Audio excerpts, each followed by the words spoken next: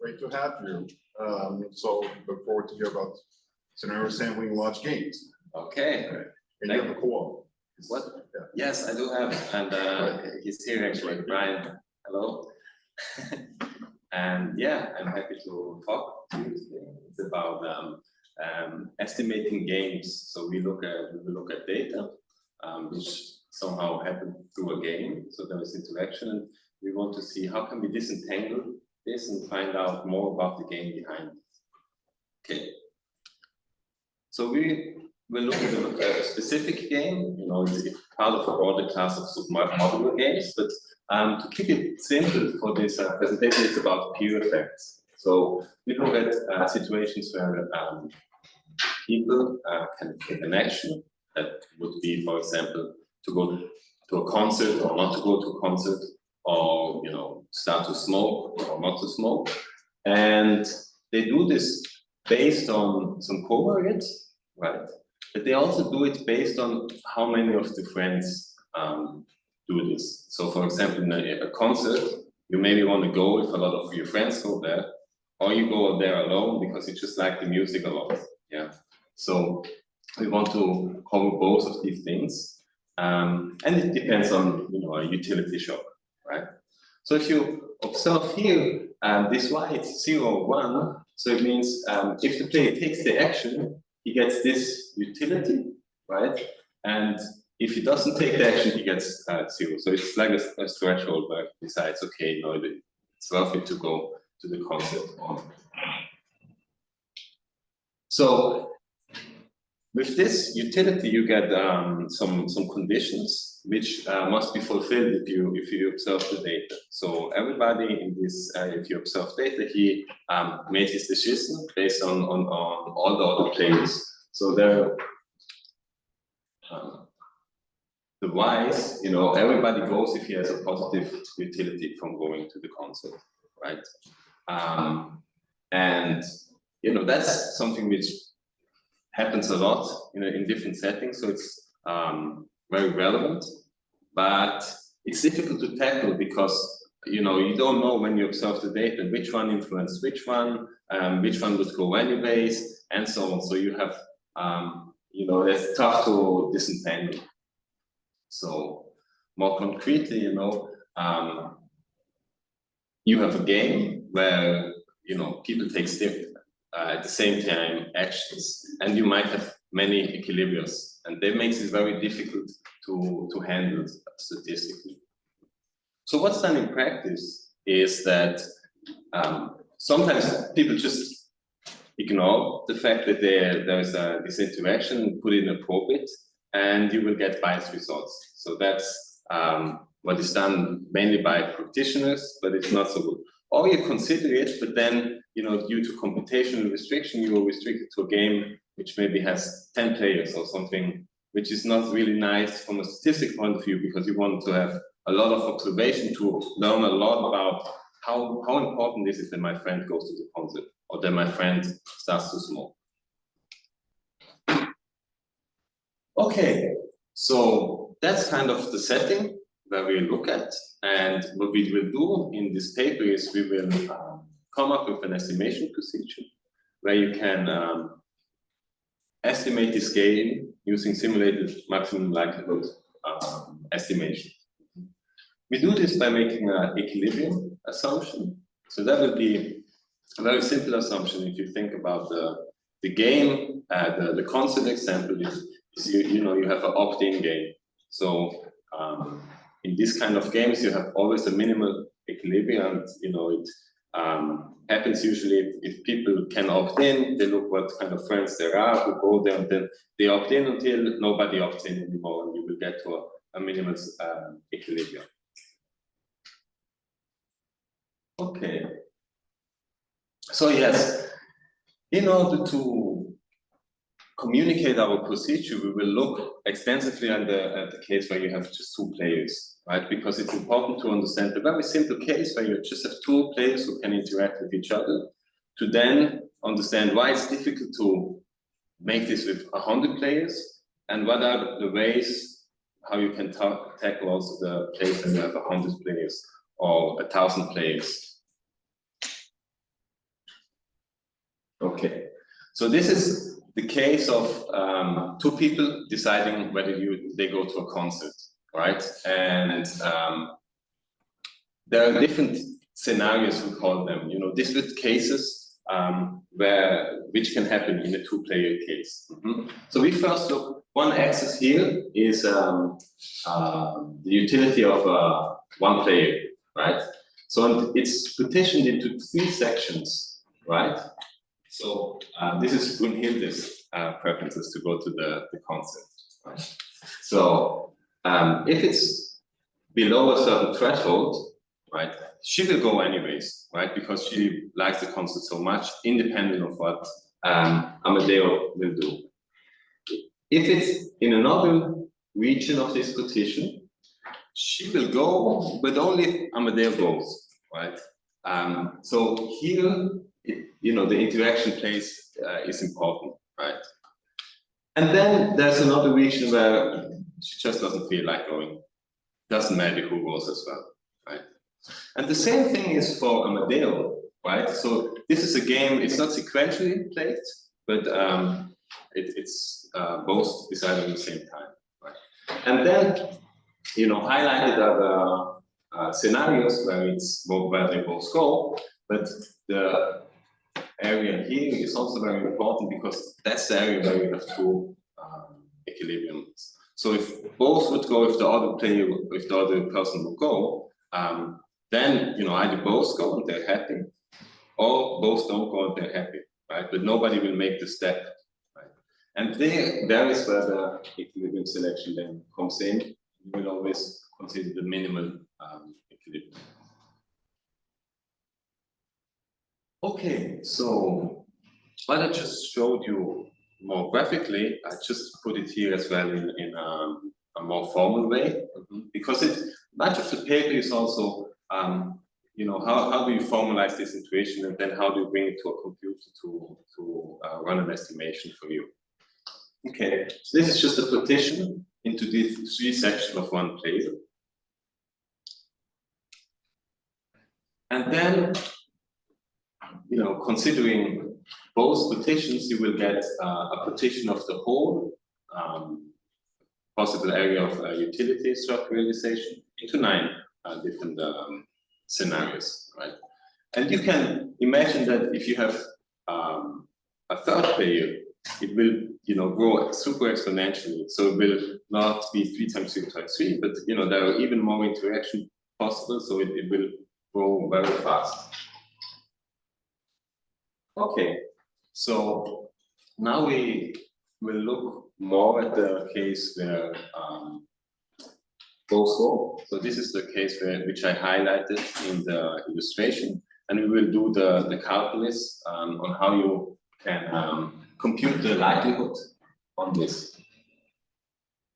Okay, so in case both go, right, we have these 3 scenarios, these 3 cases, and we will denote all possible scenarios which are valid for a particular observation, y, with this p, right?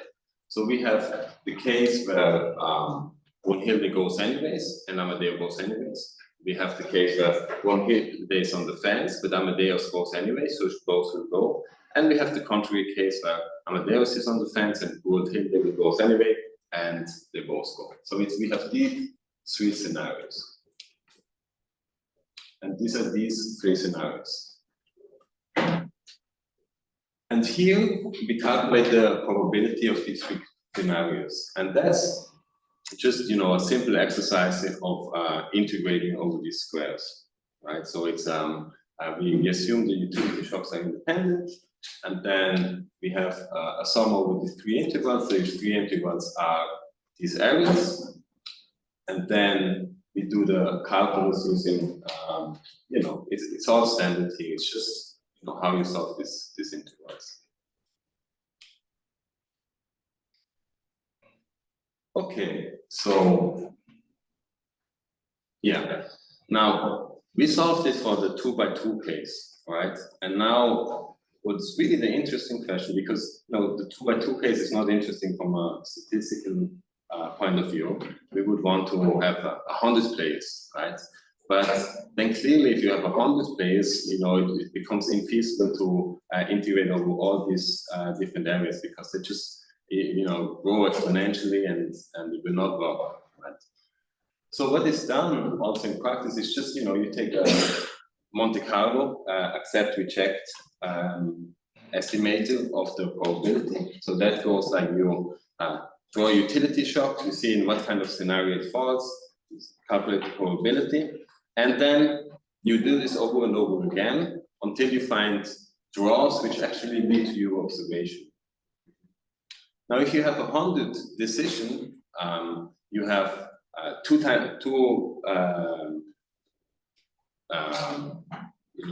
correlated with 100 different possibilities. So then you actually get a scenario which leads to your outcome. The probability is so low that it's infeasible to do this, right? And so therefore, it's not done with big games. Yeah, it's like a bit, it's this Monte Carlo is like a bit dead. Yeah. So how many scenarios and how many number of players? Okay. In my game? Is the number of scenarios finite or increase with the number of players? That's a great question. So the number of scenario is always finite. Finite, okay. Yet they grow so fast that you cannot handle them computationally.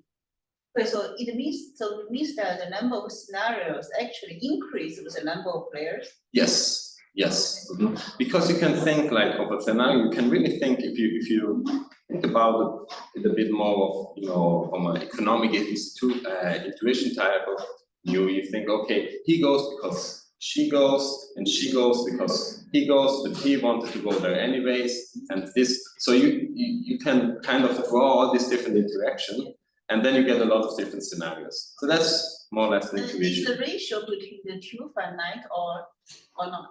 Yeah, it's always which one finite. Increase the more faster?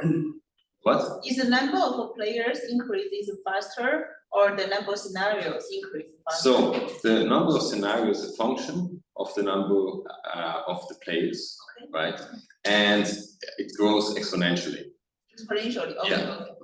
And that's the reason why we cannot handle them. Okay. I had a question. Yeah, I had a question. So if you have more than 2 players, do you get more than 3 intervals? Yes. Because then you would go if 2 other people go or 1 other people goes, right? So it's not the 3 intervals. Yes. So that's exactly it. That's how you would construct this function, right? So you think the more players there are, the more partitions are there within one interval, and then you make the cubes out of them, and then it's even faster. It's super exponential the growth of them. But it's not 3 to the number of players. It's actually higher than 3. Oh yeah, it's higher. With the number of players, you have more buckets. Exactly.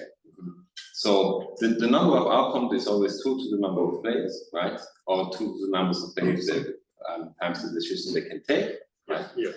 The number of scenarios grows even much more, right?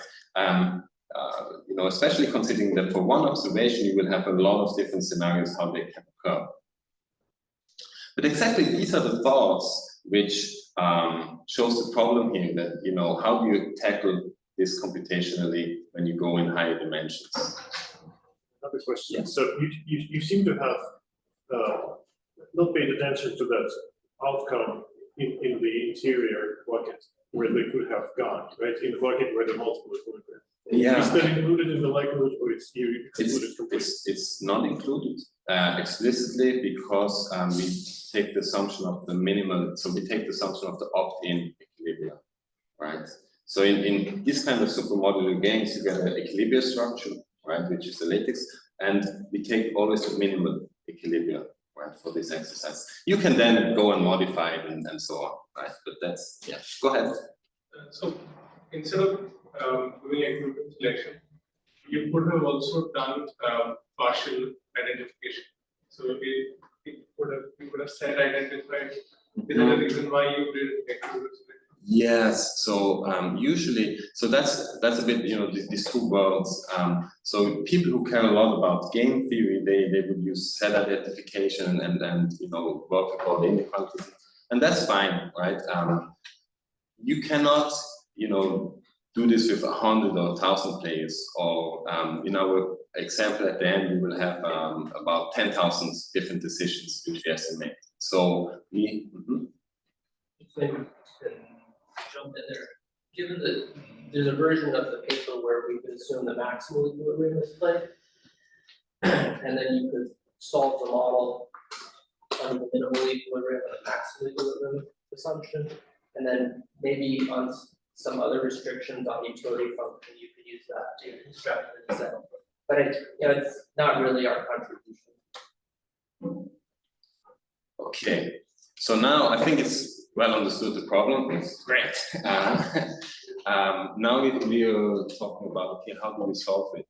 And so that's okay. So our idea is that we will use important sampling to sample from all the scenarios where actually the outcome which happened on the scenarios, the outcome we observe, right?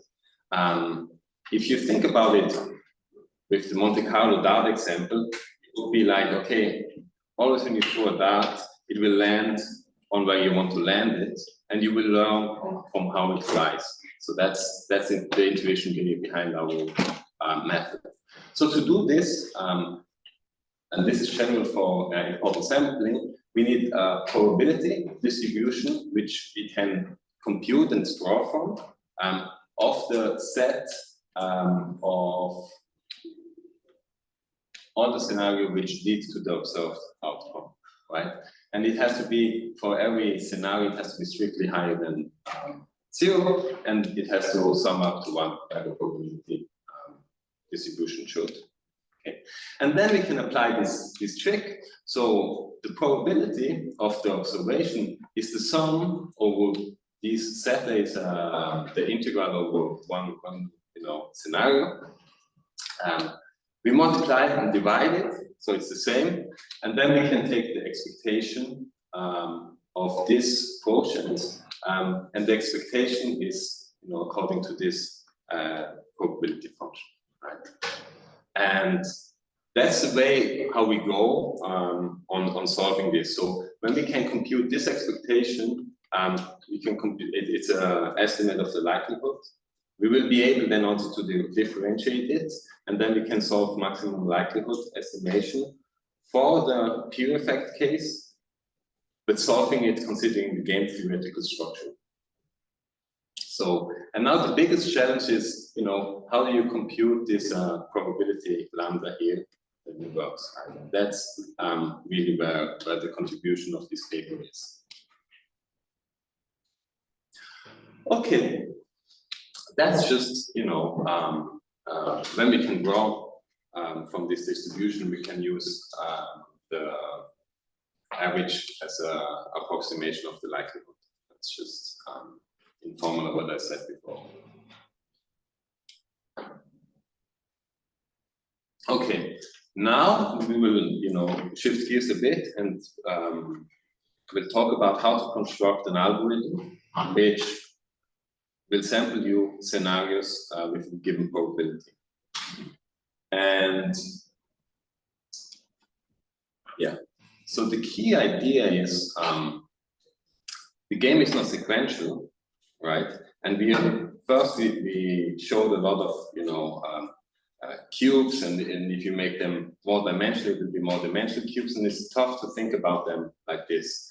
So even though it's not sequential, we can also illustrate it like this, like a sequence, whereas the sequence is arbitrary, right? And then we will draw sequentially the utility shocks for each dimension, such that in the end, we know it's a utility shock which leads to the outcome we want to have, right? So in order to get to the idea, I want to talk about these lines, because each of these arrows will correspond to one of the painted rectangles on the previous slide. So okay, so we have Amadeo, which if we look at the yellow arrow, The yellow arrow, he will go anyways, right? Because he likes the concert so much. And then Brunhilde, she will also go anyways. So if you still have in mind the two-dimensional illustration, it would be the rectangle on the lower left square, right? So that's one arrow. If you look at the red line, so there Amadeo will go anyways, and Brunhilde is on the fence, but she will go because Amadeo goes. If you look at the blue line, Amadeo is on the fence, but she will go, but he will go because Brunhilde goes. And this is interesting because even though I will draw it sequentially, the decision of Amadeo depends on the decision of Brunhilde, right? So we're not modifying the game in any way by just, it's just another illustration, right? Okay, so the key idea now is to draw it sequentially, and at each draw, you have to consider what is the area I can draw it from, such that if I draw it from there, I can draw the ones low below, still in a way that the actual outcome which I observe will happen. That's the whole idea. And then we will talk a bit on how you calculate these areas, where you can draw from. But yeah, the key idea is really that you go sequentially. In each step, you have a known algorithm which solves the game that you can determine the area where you can draw from, and you draw from there. You will get one draw. This corresponds to one scenario, and you can calculate the probability of the draw, which is the lambda, and then you can calculate, you just the setup by integrating over the hypercube. Okay. So I actually think it's best I go back to here and I will go through the different lines, and yeah. So if you look at the yellow line, so we now have to draw for Amadeo. We don't know what Brunhilde will draw, so we can assume that she will go anyway. So given that we can assume that Brunhilde will go anyway, we can draw from this area here, so from this point all the way here. And we draw, and as it happens that we draw it from the area where Amadeo will go anyways, right? Then we go to Brunhilde, and we know Amadeo will go anyways, so we know that we also can draw from this line, and we draw from here, so we will get the yellow line. Right? Now we go to the blue arrow, and this one is interesting because here you see what actually happens, right?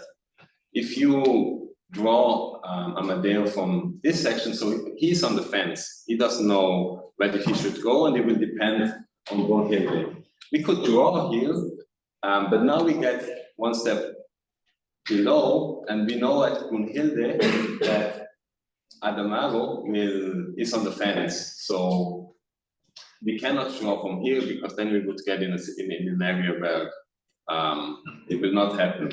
So we will put the threshold here, and we draw from here. And this reasoning, with this reasoning, we can draw sequentially shocks, which always leads to the observed outcome, and we can calculate these probabilities. Okay, I will go, this is very, walking through the 2x2 example, but I will give some more ideas about what actually happens when you have a lot of players, and then we look at also some Monte Carlo and applications further down the road. Okay, but are there questions until now? Okay, that's fine. Yeah, so we start with what we observe. Then we look first at the cases where people will not go. These are the easiest cases because there we know they will not go to the concert, even though all the others, all their friends go. So we just look at, okay, what would be the threshold given all their friends who go there? and we draw in a way that they will not go, even though the friends there go. So that's this case. The cases where they go are a bit more complicated because we don't know whether they go anyways or they go because of a friend who will, the shock isn't drawn already, which will be further down the line. So these are the difficult cases, right?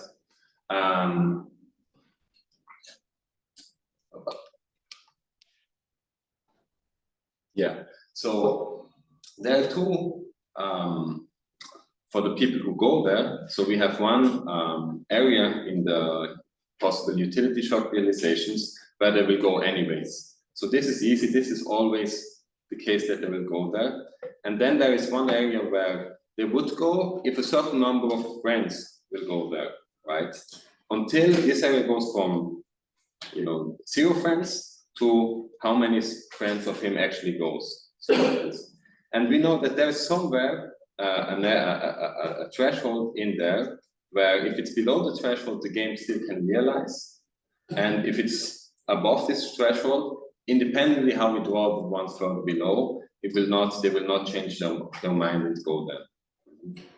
And yeah, so the idea is now to find this threshold.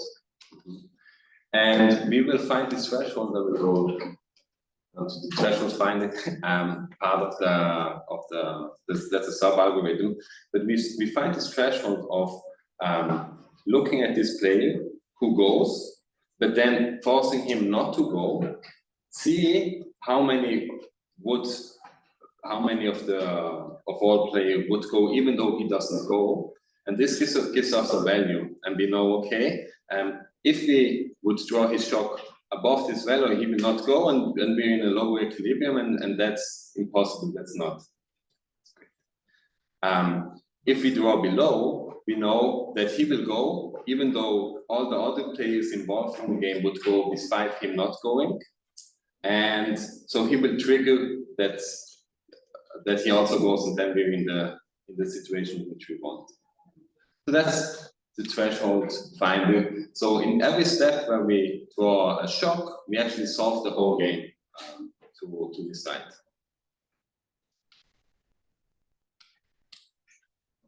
Okay, so now I talked about the problem, what difficulties which there are, and then how we solved it. And now we constructed the algorithm and we try Monte Carlo to see how well it works, right?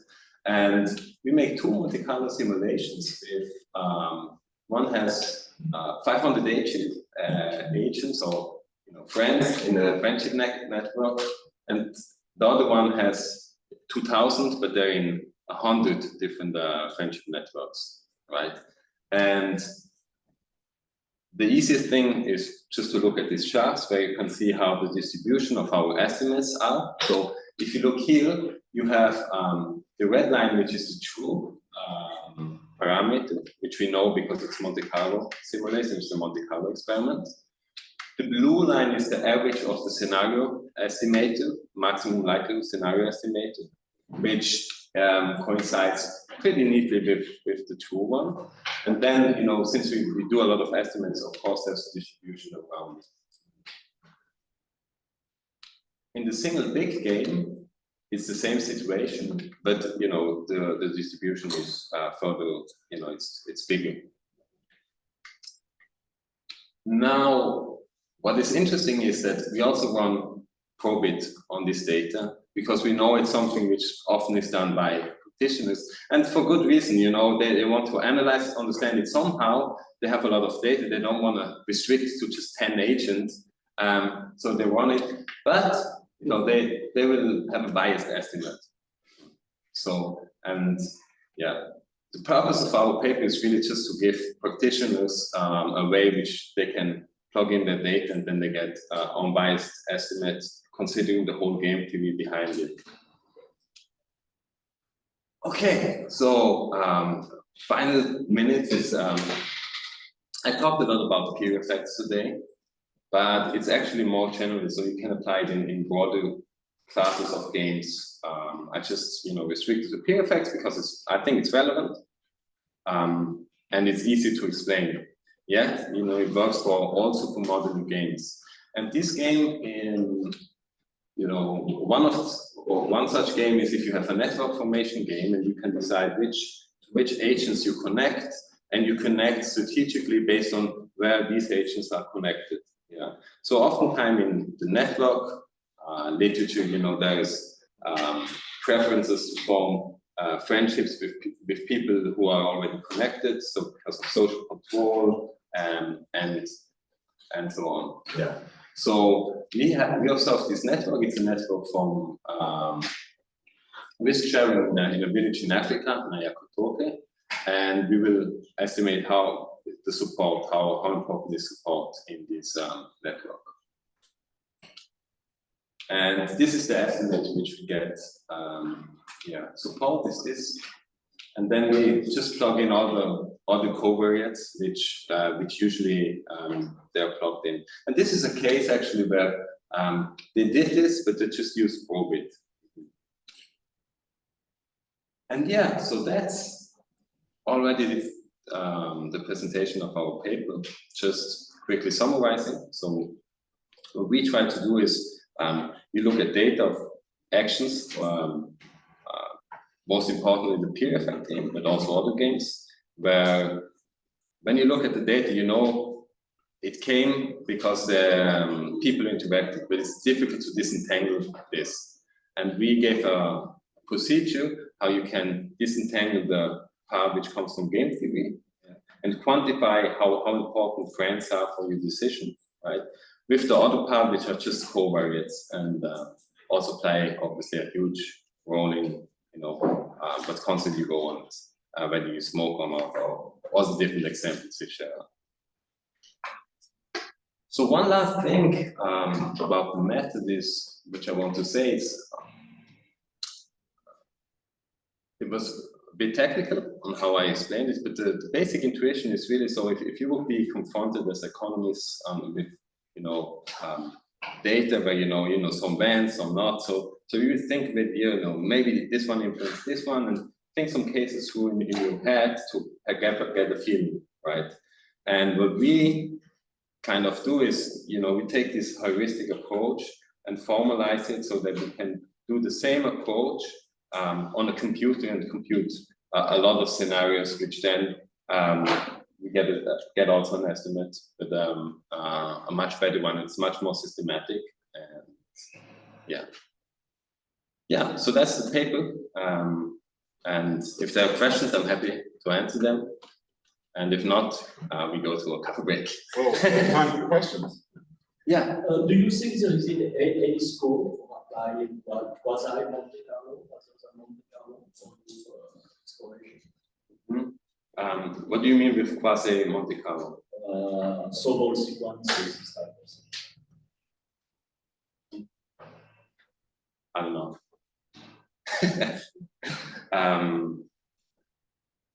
What we do, I would have to be a bit more familiar exactly with what you think, and we can talk about that. But our method is kind of simulating and then get a likelihood and optimizing it. So it's kind of Monte Carlo. It's just a bit more sophisticated because we consider, while doing the draw process, we consider the whole game theoretic interaction, and thereby we get results on much bigger games than if you just would use a crude Monte Carlo. There are other Monte Carlo approaches which use some kind of game theoretic structure, like a friendship network where everybody's connected in the class or so, and then they can go a bit further with the number, but not to several hundreds decisions. Yeah. Just to make one comment, basically missed it. In that last example, there was 14,000 strategic decisions that agents were making. So, I think that's a big game. Next question. Oh, so, Correct.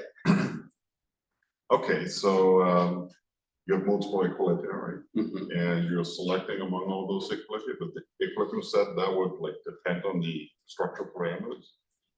change that or what? So I'm just thinking that, you know, if I were to be to calculate the likelihood mhm. using conventional methods, then the likelihood would be like discontinuous. And I'm just thinking about did you experience anything like that? Now, it's a great question, but so if you change the parameter, the equilibrium doesn't change, but it changes at which utility shock they occur. So if you think about the scenarios like I painted in the very highly visual space, shifting the parameters, which you do in optimization, is actually shifting the boundaries of these hypercubes, right? So you will have the same equilibriums, but shifted around. And it's a good point because, you know, we focus here only on the core idea, but using this method, it makes the function which we estimate also differentiable.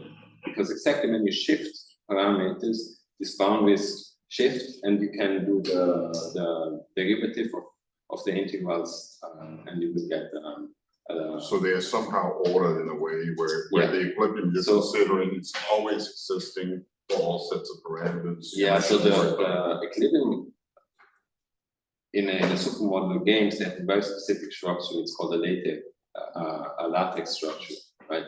And that is an ordering where you know one can. It's an ordering where you have a minimum and you have a maximum equilibrium. If you have two equilibriums, for each there's always one equilibrium which includes both of them and one which.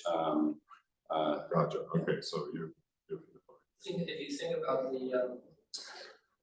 the bucket partition that was earlier sites, you know, in the simplest games, as delta get the strategic parameter gets smaller and larger, it's just sort of like an accordion, which sort of puts these buckets in and out. So it's, there's a lot of, we're getting a lot of mileage out of that structure.